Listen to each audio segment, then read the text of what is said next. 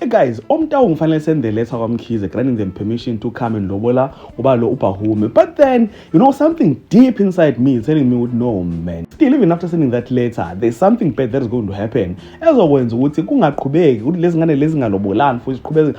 I think this storyline is going to drag for far too long. Angazi, maybe mean. And I want to talk about that and more here in this video. But before starting with the video, I would like to request you guys to like it. And if you subscribe to this channel, please do press the subscribe button. You can also show support by scoring down it so that you can watch my previous videos. And I hope that you guys are going to enjoy watching this video.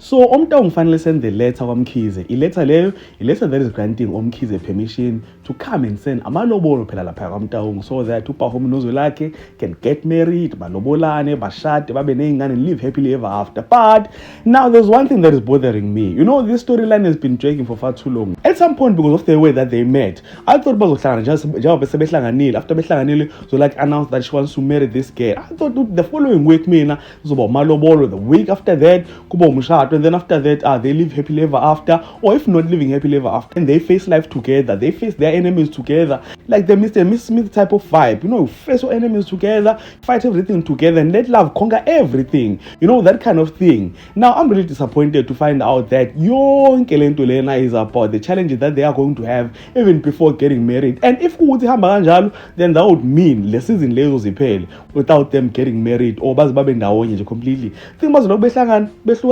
behlukana, and I really don't like that. I think in video number 4 is saying this exact same thing.